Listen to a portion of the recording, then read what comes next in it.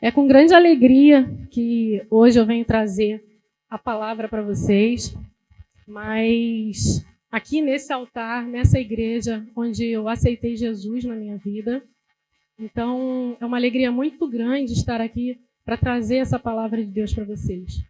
Mas também é com muito temor que eu estou aqui em cima. Pensa em alguém que está com as pernas bambas. Sou eu. Mas por que eu estou com as pernas bambas? Eu estou com medo? Não, é porque eu quero que seja somente a palavra de Deus que seja colocada aqui e que não tenha nada da Ana Lúcia. Então, subir aqui e trazer a palavra, não dá para fingir costume, não dá para fingir naturalidade. Então, o que eu peço a Deus aqui é que a semente jogada por Ele brote no coração de quem precisa ouvir essa palavra. Amém? A palavra quando eu recebi o convite para vir aqui, foi a Bel que fez, a primeira coisa que veio na minha cabeça foi assim, não dá para você não. Mas ao mesmo tempo que veio essa palavra falando assim, olha, não dá para você não, você vai ficar nervosa, você não vai conseguir, Deus veio e falou para mim assim, o medo quer te parar. E aí eu entendi que era para eu vir aqui e estar aqui. Então eu pedi, Deus, o que o Senhor quer trazer nesse dia? E aí nos meus devocionais matinais ou noturnos, dependendo da hora, porque quem trabalha fora, tem filho, tem casa e faz tudo, sabe que é na hora que a gente consegue. Deus me deu a palavra de 1 Reis 19. Só que eu sou professora, gente, e antes de ler 1 Reis 19, eu tenho que voltar um pouquinho para contextualizar. Não precisa voltar não, mas abre aí em 1 Reis capítulo 19.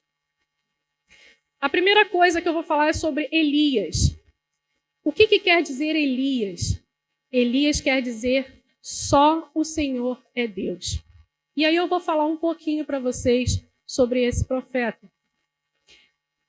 Lá em Tiago, no Novo Testamento, no capítulo 5, Tiago faz menção a Elias quando fala assim, Elias era um homem semelhante a nós. A primeira coisa que ele nos diz é que Elias era como cada um de nós, sujeito aos mesmos sentimentos, e orou com instância para que não chovesse sobre a terra, e por 3 anos e 6 meses não choveu. E orou de novo, e do céu deu chuva, e a terra fez germinar seus frutos. E antes um pouquinho diz, muito pode, por sua eficácia, a súplica de um justo. Então a gente consegue ver lá em Tiago que Elias era um homem que possuía uma vida de fé e oração. E esse período de nervosismo da sede.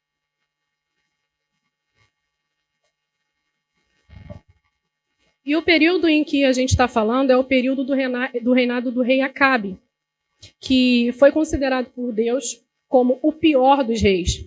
Lá no capítulo 16 diz que ele fez mal perante o Senhor mais que todos os que foram reis antes dele. Acabe, ele se casou com Jezabel, que Jezabel também não era uma mulher de boa índole, digamos assim. Era uma mulher que tramava, era uma mulher que jogava, né, em todos os sentidos. E depois de tomar por mulher Jezabel, ele ergueu um altar para Baal. Lá no capítulo 17, diz que Elias era obediente. E Deus mandou que Elias orasse diante de Acabe sobre a grande seca. E veio essa seca. Já lá em Tiago já havia falado. E ele orou, começou a seca, que durou, como diz lá em Tiago, 3 anos e 6 meses, 3 anos e meio. E Acabe estava à procura de Elias. Acabe era pagão e, com os seus costumes, ele acreditava que aquele feitiço ele se encerraria se ele matasse o feiticeiro. Então Acabe estava à procura de Elias para matá-lo. E aí, lá no capítulo 18, Deus manda Elias se apresentar a Acabe, aquele homem, aquele rei que estava procurando para matá-lo. E Elias obedeceu. Elias se apresentou diante de Acabe E ele ainda faz um desafio. Ele desafia os adoradores de Baal a irem ao monte para que o verdadeiro Deus, se o Deus deles fosse verdadeiro, ele respondesse com fogo e queimasse o holocausto. E assim foi feito. Eles foram ao monte, os adoradores de Baal colocaram lá o seu cordeiro e tentaram, por 3 vezes, acender o holocausto orando ao Deus Baal. E depois disso, da terceira tentativa, o altar do Senhor pediu que jogasse água exatamente 3 vezes, as 3 vezes que tentaram, que os adoradores de Baal tentaram com que o sacrifício por eles pegasse fogo, o altar de Baal pegasse fogo. Jogou água por 3 vezes e orou. E o holocausto pegou fogo. Esse é o Elias, obediente a Deus, um homem de fé e que não temia, segundo o que nos diz a palavra. Elias ainda, depois que o altar pegou fogo, Elias matou todos os adoradores de Baal, junto com o povo. E aí a gente chega no capítulo 19. Acabe volta para casa e conta para Jezabel o que Elias fez. Jezabel se ira e manda um mensageiro, dizendo para Elias que o mataria, que ela faria exatamente a mesma coisa que ele fez com todos os profetas de Baal. E aí, gente, Elias teve medo. Elias deixou que aquela mensagem de Jezabel entrasse em seu coração. Elias teve medo. E lá em Tiago já falava que Elias era um homem como nós, sujeitos aos mesmos sentimentos. E aí eu entendi, quando o Senhor me deu essa palavra, quando ele me falou, o medo quer te parar. O medo fez com que Elias parasse. Elias teve medo e fugiu. Ele andou por um dia e sentou-se à sombra de uma árvore. Na sombra dessa árvore, ele orou e pediu que Deus terminasse com a vida dele, porque ele era um fracasso. Talvez Elias tivesse imaginado que o que ele fez pudesse ter mudado Jezabel. E aí o entendimento de Elias estava um pouco enturvecido, digamos assim, enturvado. Ele se achou fracassado porque Jezabel mandou matá-lo, não mudou aquele pensamento de Jezabel. E ele então chegou e orou a Deus, olha, tira a minha vida, eu sou um fracasso. Para quem me conhece um pouquinho mais de perto, tem algumas pessoas da minha família aqui, tem alguns amigos mais próximos, sabem que eu tenho passado por um processo, é isso que eu chamo, em que eu tenho feito tratamento, feito acompanhamento para ansiedade. E a ansiedade, ela faz com que a gente pare e trave em alguns momentos. E Deus é tão lindo que toda palavra que Ele nos dá para a gente trazer para a igreja, Ele trata primeiro com a gente. E essa foi uma semana muito difícil para mim. Foi uma semana em que eu tive crise de ansiedade forte, inclusive aqui na igreja. Tem algumas pessoas que estão aqui que presenciaram. Minha filha teve febre, enfim. As turbulências foram muitas. Mas em nenhum momento eu pensei em desistir de estar aqui trazendo essa palavra para vocês. Justamente porque Deus já havia tratado comigo sobre essa palavra de Reis, dizendo que o medo, ele realmente quer nos parar. Essa circunstância, ela fez com que Elias parasse. Elias fugiu e foi até a sombra de uma árvore.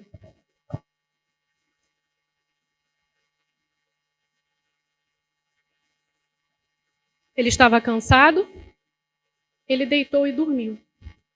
E o que Deus fez? Deus mandou um anjo para ele. Deus mandou um anjo e disse assim, levante-se e coma. Elias se levantou, comeu e voltou a dormir.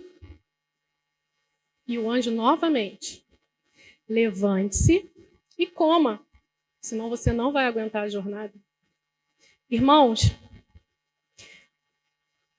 quando o diabo mandar para você um mensageiro da morte, como Jezabel mandou para Elias, saiba que você tem um Deus que te manda um mensageiro de vida. Quando Deus mandou a ele, o anjo disse: você ainda tem uma longa jornada. Deus estava dizendo: ei, não parou aí.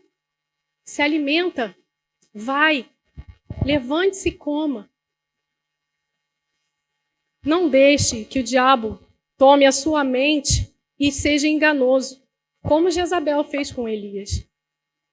Tenha a sua vida baseada no Senhor. Quando o medo vier, lembre-se, eleva seu pensamento cativo ao Senhor.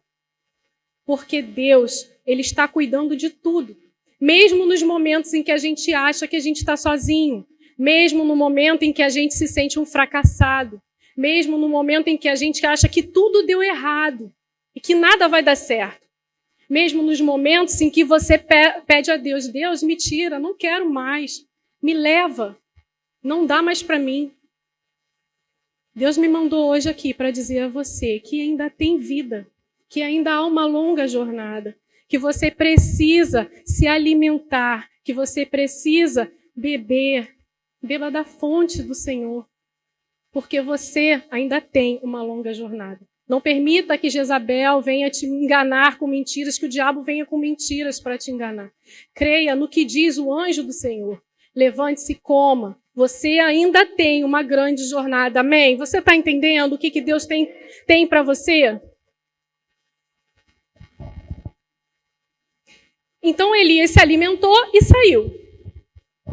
Ele foi caminhando até o Monte Horebe. O Monte Horebe, irmãos, é o Monte Sinai. O monte onde Deus mandou os 10 mandamentos, onde Deus faz a aliança com o seu povo. Nada na palavra de Deus é por acaso. Você precisa retornar a esse monte, você precisa retornar aos mandamentos, você precisa ser obediente ao Senhor. Muitas vezes a gente não vai entender quais são os planos do Senhor, por que você vai fazer isso, por que eu tenho que fazer aquilo. Esteja certo que o Senhor está cuidando de tudo. Amém? E quando ele caminhou nesse deserto por 40 dias, ele chegou no Monte Sinai e ele entrou numa caverna. Esse entrar numa caverna, pode ter inúmeros significados. No meu coração, o que queimou foi que os fortes, eles também podem ser fracos. Em algum momento, irmãos, você pode estar e entrar numa caverna. Você pode estar com uma depressão. Você pode estar tendo crise de ansiedade. Eu não sei qual é a sua caverna. Eu não sei o que é que você está se escondendo da presença do Senhor. Mas Deus passa, entra e fala assim: o que você está fazendo aqui, Elias? E Elias, ele tenta se justificar. Ele fala assim: Senhor, eu tenho sido zeloso. Os filhos de Israel deixaram tua aliança, derrubaram teus altares, mataram seus profetas, e eu fiquei só. Elias tenta justificar que ele está numa caverna por causa dos outros.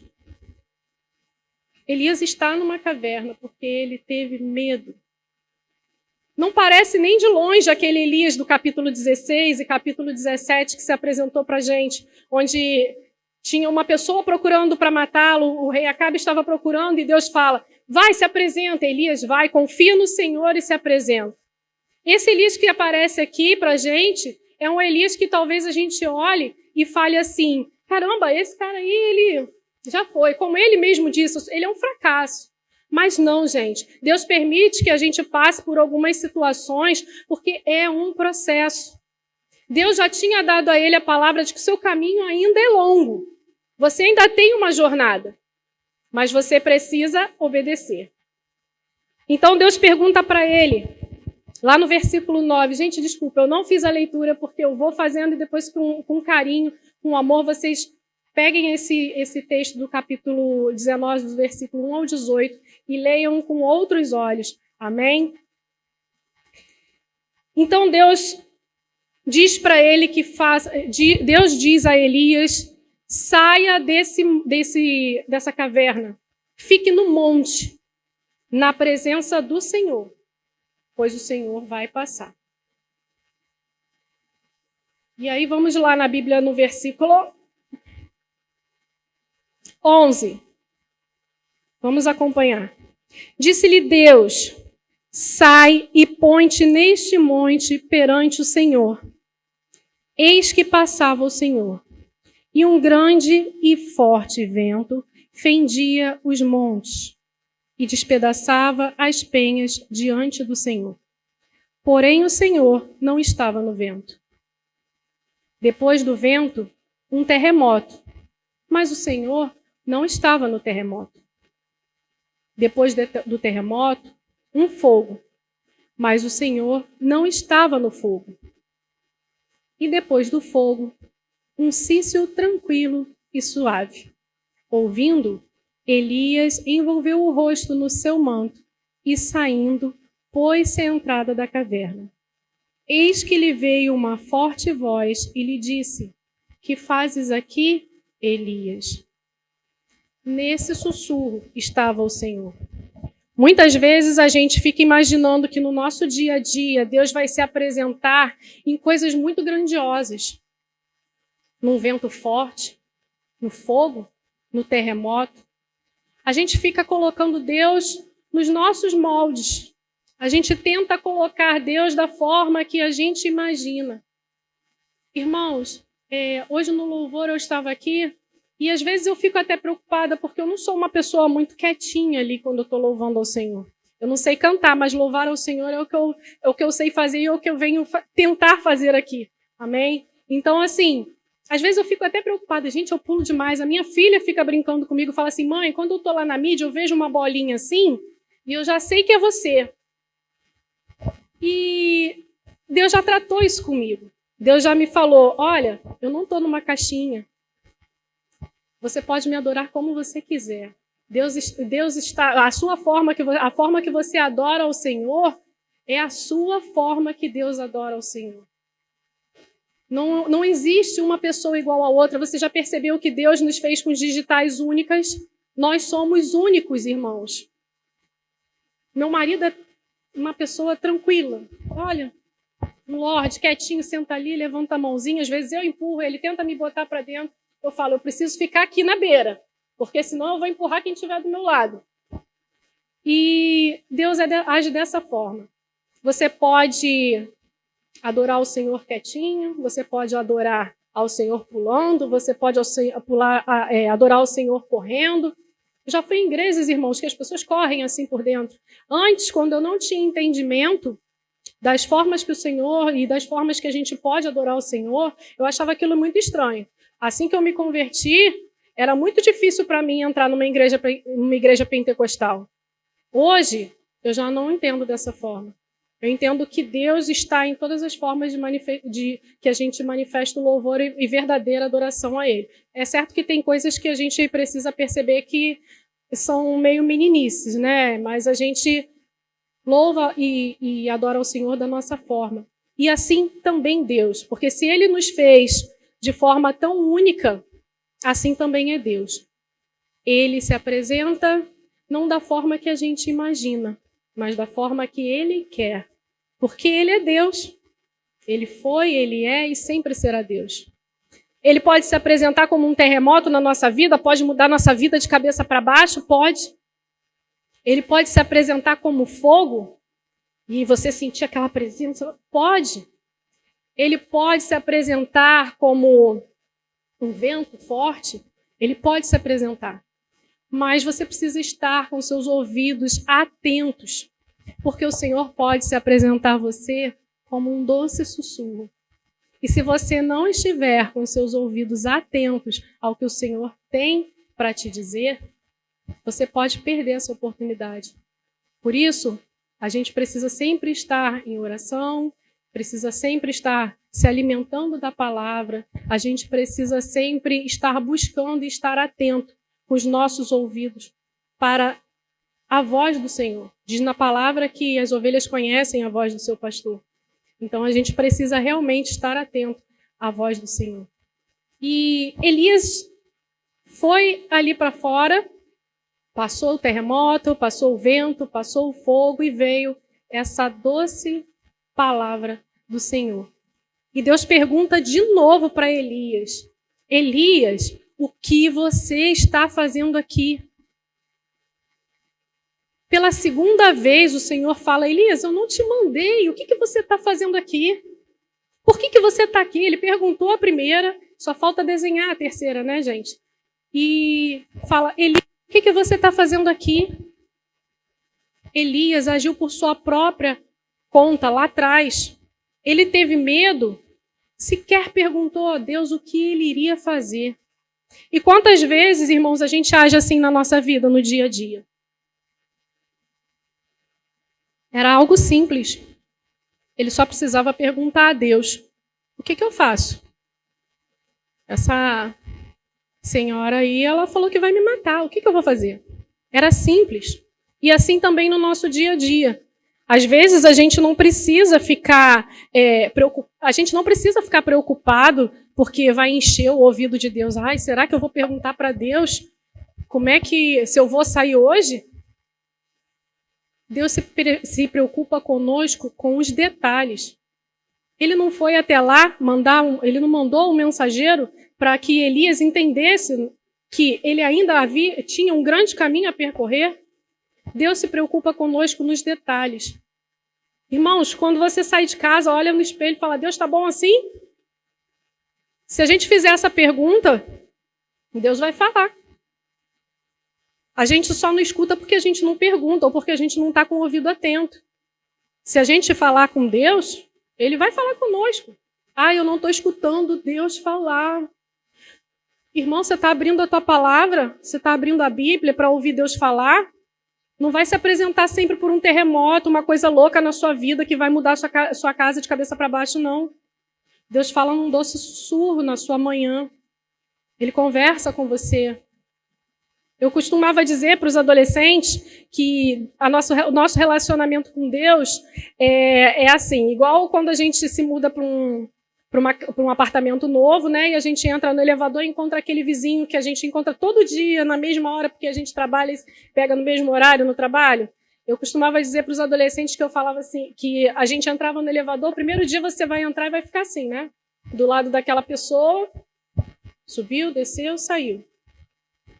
Aí no segundo dia você vai entrar, poxa, você não é mal educado, né? Bom dia. A pessoa vai responder bom dia se ela for educada. Mas nesse caso é Deus. Ele é educado, ele vai responder. E aí você vai passando dia a dia e você vai. Num dia, olha, o tempo está bonito, né? Hoje vai chover. Como é que você está? Onde você mora? Qual andar? E quem sabe, naquele caso do seu vizinho, ele pode ser o seu grande amigo. No caso de Deus, tenha a certeza que se você começar a conversar com Deus, você tem um grande amigo, pai, que não te abandona em nenhum momento. Nem quando você não ouve o que ele tem a dizer e se esconde numa caverna. Mesmo nos seus momentos de caverna, o Senhor estará lá com você, perguntando: ei, Elias, o que você está fazendo aqui? E aí Elias, dentro da caverna, se justifica de novo, com aquela mesma justificativa que ele deu lá atrás. Ai, Senhor, está acontecendo isso, os israelitas mataram todo mundo, fiquei sozinho. Nessa hora, Deus não se preocupou em consolar Elias. Porque talvez se ele tivesse consolado Elias, Elias teria ficado naquele seu momento egoísta. Os mais novinhos aqui vão lembrar desse desenho. Ó céus, ó vida, ó azar. Talvez se Deus tivesse, Elias, é verdade, sobrou você. Talvez naquele momento Elias começasse a entrar naquele processo de, é verdade, Deus está Está reafirmando. Não, sabe o que Deus mandou Elias fazer? Ele só perguntou, o que você está fazendo aqui, Elias? Olha, você vai fazer o seguinte, você vai voltar, você vai ungir Azael como novo rei da Síria, você vai ungir Jeú como novo rei de Israel, você vai ungir Eliseu como seu sucessor. Deus deu direcionamento a Elias, porque ele ouviu naquele momento aquele sussurro suave. Deus não ficou consolando naquele momento.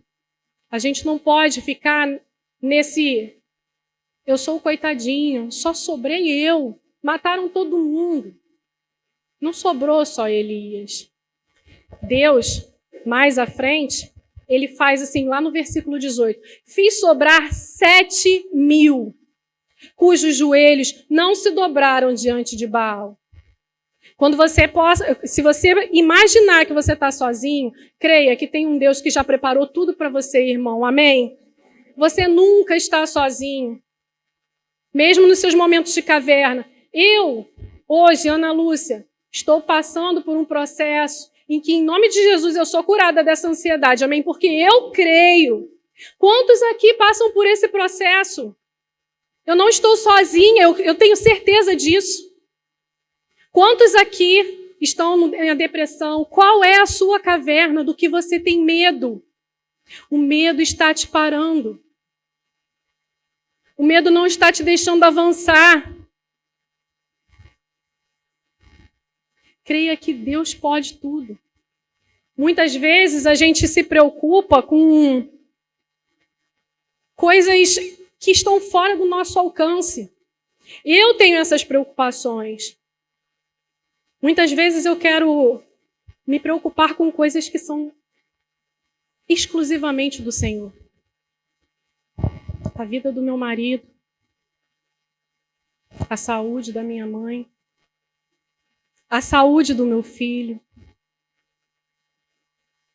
Alguém sai de casa pensando, meu Deus, o que vai acontecer? Será que eu vou sair agora aqui por essas escadas e vou ser atropelada ali na frente? Alguém tem esse pensamento? Quando você tem crise de ansiedade, você tem alguns pensamentos doidos assim. A minha filha espirra, eu levo ela para fazer teste de Covid, gente. Para quem não sabe, Ailton já falou no outro dia que ele esteve aqui em cima, eu perdi o meu pai para Covid. Isso mexeu muito comigo. Minha mãe espirra, eu carrego ela, coitada. O nariz dela já não aguenta mais. Mas em nome de Jesus eu vou me libertar disso, amém? Qual o seu medo? Você está se preocupando com coisas que você não pode alcançar. E isso está te parando, isso te trava. Sabe por quê?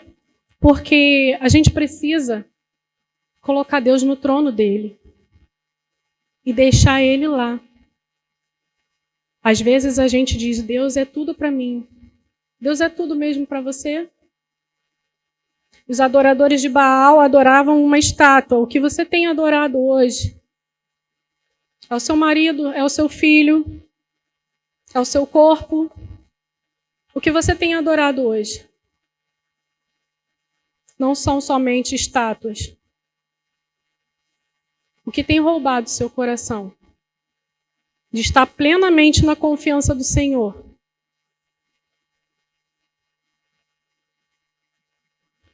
Se você perguntar para o Espírito Santo, ele te revela. E provavelmente já levou ao seu coração, à sua lembrança, algo que você tem medo. Irmão, o que eu trouxe para você hoje, descansa em Deus. Nenhuma das nossas preocupações pode nos dar mais um dia de vida aqui. Nenhuma das nossas preocupações pode fazer com que um fio do nosso cabelo permaneça em nossa cabeça. Nenhuma das nossas preocupações mudam os planos de Deus. Nada. Os planos de Deus vão se cumprir independente da sua preocupação, independente do seu medo, independente do que a gente possa fazer.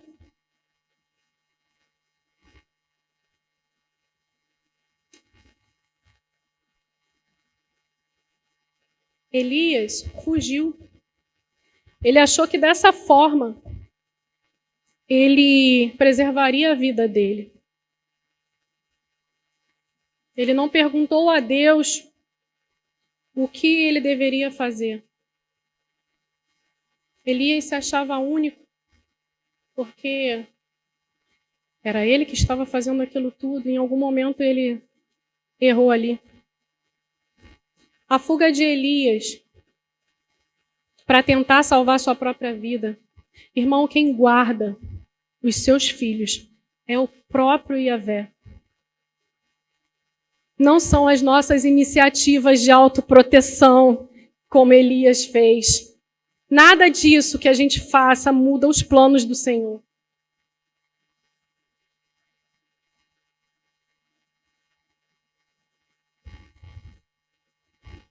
Eu não sei qual é o seu processo.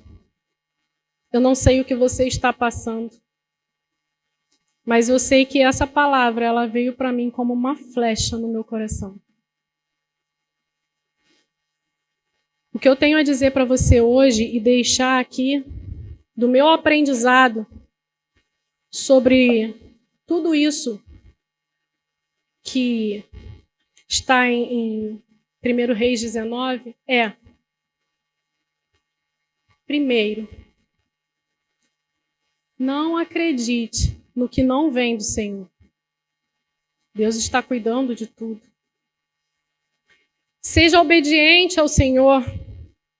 Se Ele te mandou fazer alguma coisa, irmão, acredite, Ele vai te guardar. Ele mandou Elias estar na frente de Acabe, quando ele era procurado por causa da seca. Ele queria matar Elias, da mesma forma que Jezabel falou que ia fazer. E Elias obedeceu e se apresentou diante de Acabe. Esteja atento para que você não saia do que Deus preparou para você. Porque quando a gente sai do que Deus preparou para a gente pode entrar numa caverna. A gente pode começar a pensar que a gente é fracassado, a gente pode começar a, como diz a palavra, a gente não pode se estribar no nosso próprio entendimento. Então pergunta para Deus. Confia no Senhor. Entrega todas as suas preocupações na mão do Senhor. Porque Ele cuida, Ele gosta de ouvir, Ele quer conversar, Ele quer ter esse relacionamento do vizinho do elevador com você. Mas muitas vezes, irmãos, o nosso dia a dia, ele nos tira da presença do Senhor. Eu acordo muito cedo e durmo muito tarde. Trabalho numa escola, no Complexo da Maré. Tenho os compromissos fora da escola. Não tenho empregada. Sou eu que faço tudo em casa. O marido ajuda com o almoço. No final de semana. Glória a Deus. Mas eu lavo roupa, eu passo roupa. Todo dia eu tenho que lavar o uniforme do Miguel, que é branco, infelizmente. Vocês já viram que meu filho é uma bênção, se esfrega, corre mesmo. Eu lavo, eu passo, eu cozinho. Todo aquele trabalho que eu teria... Olha as irmãs que têm o privilégio de estar em casa. Deem glória a Deus, porque muitas vezes a gente não reconhece esse privilégio e às vezes fica bem chateado de estar em casa. Mas o tempo com nossos filhos é precioso, porque quem trabalha fora, eu tenho às vezes 2 horas no dia para fazer tudo que eu tinha que fazer e poderia fazer num dia inteiro. E quem não souber ainda os papéis do homem e da mulher, vem no nosso próximo encontro de casais que vocês vão saber. Olha, eu já fazendo propaganda. Essa correria do dia a dia muitas vezes nos faz deixar um pouco de lado o ouvir a palavra. Mas a gente pode fazer isso de diversas formas. Hoje em dia tem Bíblia falada, tem um monte de devocional que você bota no ouvido e vai escutando dentro do ônibus, dentro do carro. Tem hora que você pode fugir, tem devocional de 2, 3 minutos que eu faço antes da entrada das crianças. Às vezes não dá, mas se não der agora, dá de noite. Não deixe de ouvir o Senhor. Não deixe de criar o seu hábito de olhar a sua Bíblia da mesma forma que você tem o hábito de olhar o seu WhatsApp.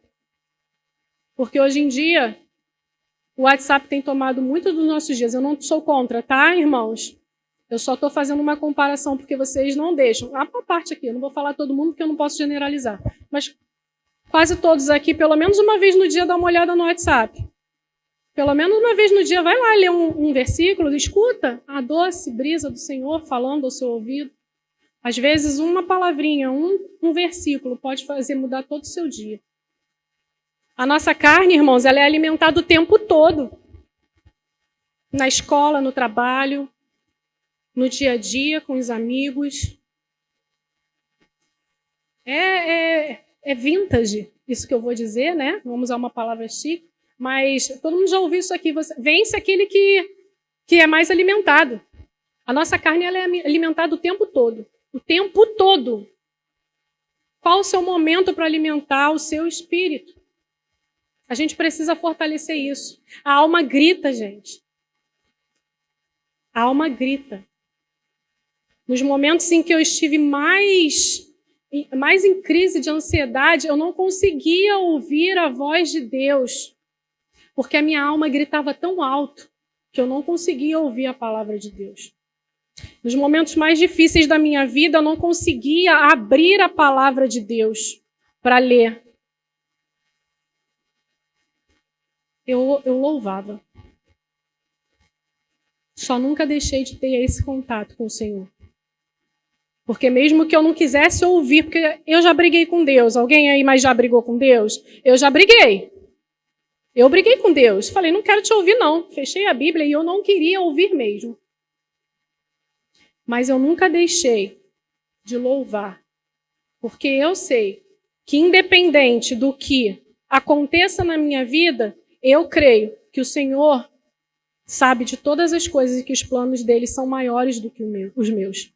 Amém? Então, nos momentos mais difíceis em que eu não quis ouvir o Senhor, eu louvava, porque eu sabia que independente de eu estar chateada com Deus, independente de eu não querer ouvir Deus, eu não podia deixar de adorar aquele que me deu a vida. E cada amanhecer nosso, irmãos, é um milagre. A cada dia em que nós abrimos os nossos olhos, a gente precisa dar glórias ao Senhor. Em cada dia que a gente pega o ônibus lotado para ir para o trabalho, a gente precisa dar glórias ao Senhor, porque tem gente que está desempregada querendo pegar um ônibus lotado para ir trabalhar. No dia que seu filho deixar aquela bagunça toda na sala, dá glória a Deus. Sabe por quê? Tem mulheres que querem ter filhos e não podem. A gente precisa aprender a ver a nossa vida com os olhos do Senhor. A gente precisa aprender a ver a presença do Senhor em todas as coisas da nossa vida. Em todas as coisas da nossa vida. O que tem te parado hoje? Do que você tem medo?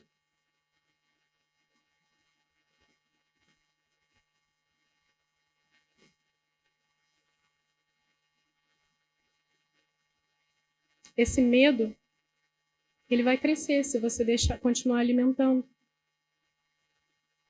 Irmão, deita na cama e dorme. Entrega na mão do Senhor. Deixa que Ele cuida. Faça a sua parte. Mas deixe que o Senhor cuide.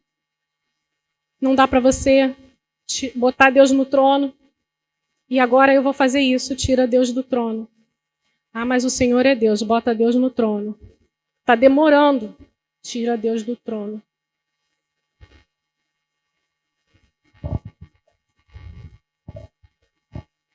Volto a repetir. Quem guarda seus filhos é o próprio Yahvé. E não as nossas iniciativas. Nada do que a gente faça mudam os planos do Senhor. Amém? E quando eu estava lendo essa palavra, o Senhor me trouxe um louvor. Vou pedir para o pessoal do louvor vir. Que diz que a gente pode ter um novo amanhecer em que a gente pede para que todo medo desapareça. Porque o medo, ele nos faz parar, ele nos faz tomar caminhos errados, ele nos faz sair da direção do Senhor. Então, que a gente possa pedir a Deus que Ele nos faça ter um entendimento maior sobre as coisas que acontecem na nossa vida, sobre o nosso dia a dia, e que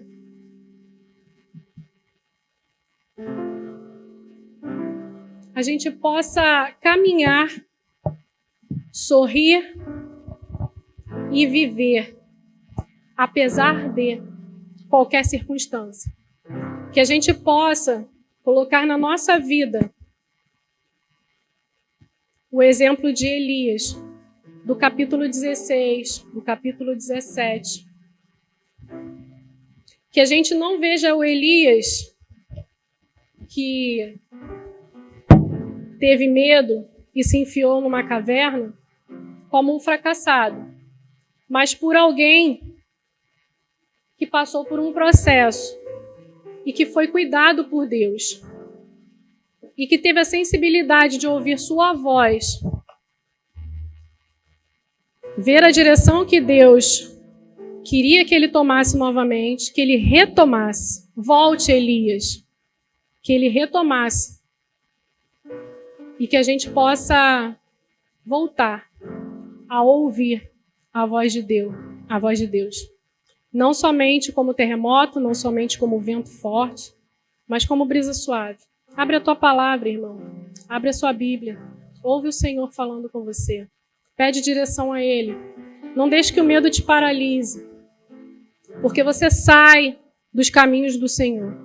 Que você possa ter um novo amanhecer. Que você faça com que todo esse medo desapareça. Que você possa viver o processo, mas que você saia dessa caverna e ouça a voz de Deus te mandando voltar para o caminho que Ele preparou para você. Amém?